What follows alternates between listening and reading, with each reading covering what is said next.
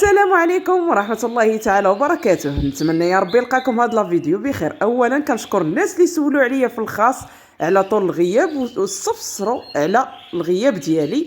الحمد لله شافانا الله وعافانا والله يشافي الجميع.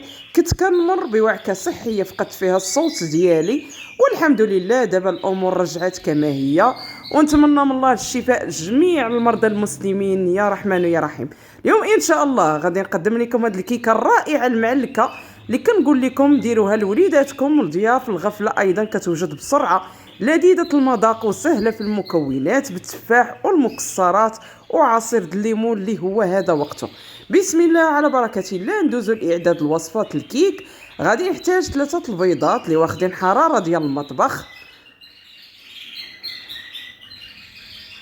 كاس ونصف ديال السكر سنيده، قبصه ديال الملح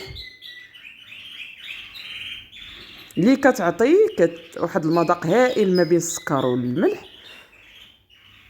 كنطرب هاد المكونات بالخلاط اليدوي فقط، ومن بعد كنضيف كاس لاروب ديال الزيت لان المول شويه كبير. غادي نحاول انني نفرغ هاد الزيت هذا ونضرب جيدا كيف كتشوفوا حتى يتضاعف لينا الحجم ديال الخليط. من بعد غادي نضيف كاس ديال الياغورت بنكهه الفاني،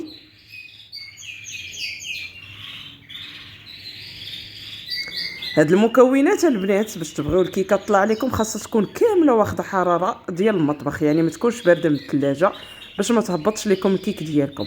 اذا دانون بنكهه الفاني او اي نكهه كتفضلوها كنضربو حتى هو جيدا، ونضيف كاس ديال الحليب. كيف كتشوفوا ان المكونات كتبدا غادا بالتدريج، ماشي تخلطوا كل شيء في مره وتبداو تضربوا، بهكذا تتعطي النتيجه جيده.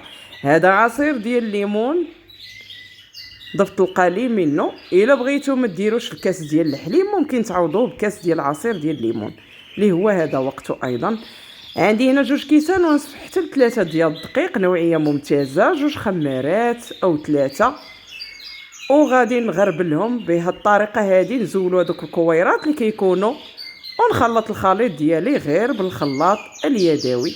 بغيتو تضيفوا واحد المعلقه ديال الخل في الاخير ممكن جدا. مول مدهون بالزبده مرشوش بالدقيق. كنفرغ هذا الخليط هذا اللي كتشوفوه بهذا الشكل، ما ثقيل ما خفيف. كنحاول انني نقادو جيدا باش يتساوى السطح ديال الكيكه تجينا مقاده. ومن بعد في هذه الاثناء راني قطعت تفاحه مكعبات، عصرت عليها قليل من الليمون او عصير الحامض. هذاك لاسيد كيخلي ان التفاح كيبقى باللون ديالو ما كيكحلش. غادي نفرغ عليه نصف ساشي ديال الفاني اللي تيعطي نكهه جميله جدا، وممكن تضيفوا حتى كاس معلقه ديال السكر سنيده. وكنفرغ هذا الخليط هذا او المكعبات ديال التفاح. من بعد كندير اللوز على شكل رقائق بالسكين يكون حاد. كيف كتشوفوا راه كيتباعوا حتى عند مستلزمات الحلويات. 2 حبات او 3 ديال الكركاع حتى هما قطعتهم غير بالسكين وكنقادهم بهذا الشكل هذا، والى الفرن مسخن من قبل قليلا على نار اللي كتكون مهيله حتى كطيب هذه الكيكه على خاطرها. ممكن انكم دهنوها بالناباج او الكونفيتير كما درت انا ديال المشماش.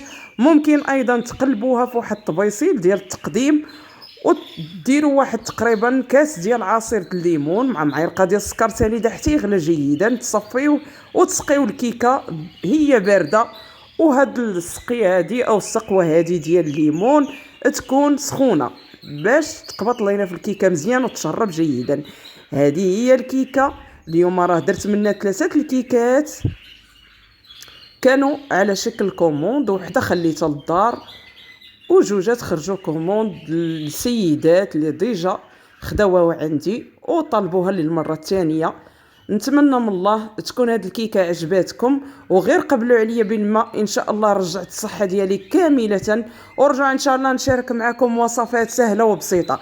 اذا من هذا المنبر كنشكر الناس اللي سولوا عليا صراحه في الواتساب وفي الفيسبوك بكثره بالحاح. كنقول لكم الحمد لله اني رجعت للقناه باذن الله، ونزيد نعطي المزيد والمزيد ان كان في العمر بقيه.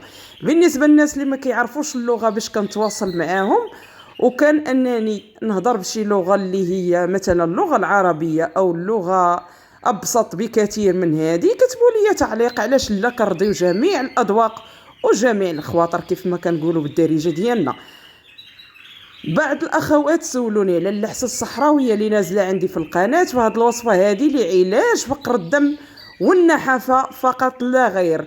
شيئا ما بالنسبه للنحافه، يعني كتضيفوا ليها الوصفات والاكلات ديالنا، ما يمكنش انك تاكلي غير ما قبلنا صافي راه غادي تزادي في الوزن ديالك، راه بالاضافه الى الوجبات اللي كتكون رسميه في اليوم ديالنا، طبعا كتكون غنيه بالالياف وبالطاقه وما شابه راكم عارفين.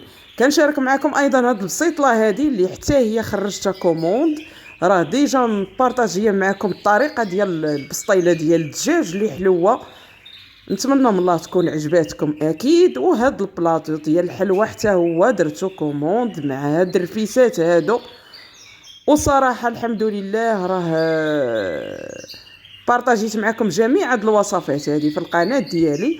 واي اخت بغات اي وصفه كنتمنى من الله تخلي لي في التعليق، وهكذا راه كيعجبني بزاف انني ندير شي وصفه طالباها شي اخت في التعليق. اذا من هذا المنبر هذا كنحيي جميع الناس اللي مشتركين في القناه ديالي، وكنقول لكم اني رجعت ان شاء الله، نتمنى من الله المزيد والقادم اجمل باذن الله. بسلام عليكم، الى وصفه قادمه، الى اللقاء.